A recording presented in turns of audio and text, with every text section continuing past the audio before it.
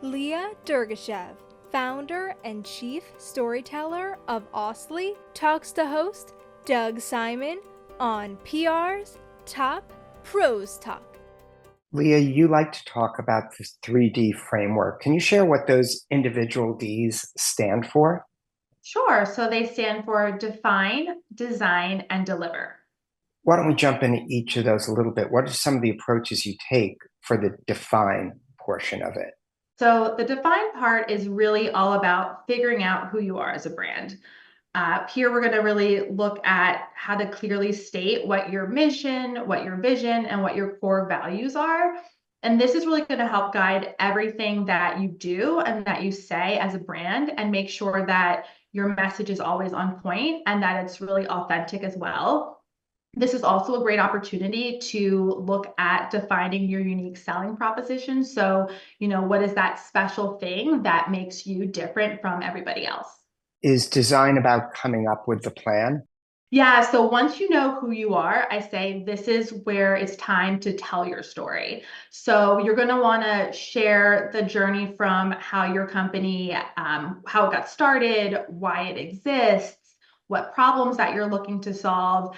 And this is also where it's a good time to look at how you might be able to weave in that personal story from either your founder. You could also look at real life success stories from your customers. And you could look at ways that you can make your brand just more trustworthy and more reliable. Got it. So we're two Ds into it. What's the final step? Yes, the final step is to deliver. And so this is all about being consistent on the content that you're putting out.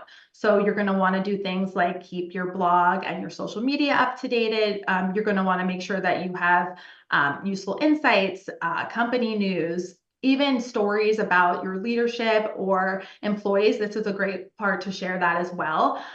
We really want to focus on creating and sharing valuable content for your audience and for your potential customers. And doing this, you're going to want to make sure that you look at potentially using visuals, things that are really going to help engage your audience, and also look at ways that you can attract new followers or new prospective clients. And then you really want to also look at ways that you can make your content shareable. So like I said, visuals are great for this, and just make things that are more relatable so others are more willing to share it as well.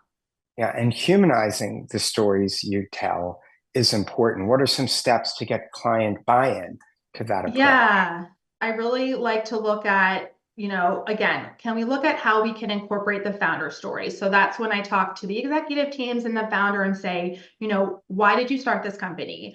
What drives you?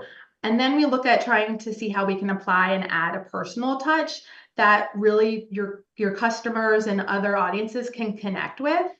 And then with that too, I always say you have your founders, but your customers are incredibly important to your business, obviously from a revenue standpoint, but also from a storytelling standpoint and from a humanizing your narrative standpoint. And so highlighting, real stories from your customers who've actually used your products or your services is really important. And getting some of those testimonials will really show what that real world impact has had on your brand. Yeah, and there's so much competition for attention. How important is trying to stand out? And what are some ways that you can try and do that as both a communicator shaping a brand and from the brand perspective, trying to get out there? First, I would definitely say it's something important that I think everybody wants to do. There's so many different crowded marketplaces right now. And I think that, whether you're in tech or education or even government, nonprofit, everything, there's a lot of people in that space. So in order to succeed, essentially, you need to be able to stand out. So some of the things that I do to coach my clients is to first make sure that you're highlighting what your unique qualities are. So make sure that you're really clear on first what actually sets you apart, and then focus on your unique strengths. Second, I will say be authentic. Authenticity is really crucial here. You're going to want to make sure that your story reflects your true mission and your values. And people can, generally tell when things are genuine and when they're not. So, really be authentic. And then make sure that you can tell a good story. Use great storytelling techniques. Make sure you have a clear beginning, a clear middle, and a clear end. and look at ways you might be able to even make your customer or your founder the hero of your story, and see how you can really show that trajectory and that journey. And then also look for ways that you can build a emotional connection. You want to make sure that you're appealing to audiences and their emotions. You want to look at making sure that you can address their needs, and that you want to be able to show how your product or service is, making their lives better, that you're really making a difference for them.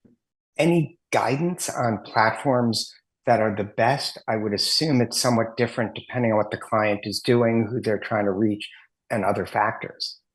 Yes, exactly. I always say just the thing to start with, making sure that you understand your audience and the content you create. So find out where your target audience spends their time online.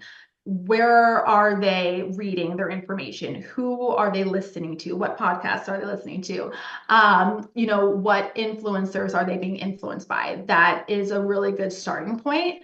And then it's very critical to make sure that you then match your content to the platform. So ton of different platforms, even social media alone, between like LinkedIn and even Facebook and YouTube. So Instagram, great for visual content. LinkedIn, obviously, that's great for professional content, very big in the B2B space. YouTube, great for videos. So just be really mindful of the content that you're putting out and where you're putting it, and make sure that it's the appropriate platform. And then I always say too, that just be able to analyze that too, and look how they are performing on different platforms. And most importantly though, don't be afraid to try out different platforms and see what works best. Be ready, I would say, to adjust when you need to. But if you think that you see a lot of your competitors in one space and you're saying, oh, might that work for us? Put together a strategy, try it. There's no harm in trying things, but I always say too, just make sure you know where your customers are, because that's the biggest place of where you're going to want to be. Yeah, now as a communicator, you're also an entrepreneur. So is there a value to case studies, and can they be effectively used for the brands and clients that you work for, as well as for your own business? How do you navigate those paths?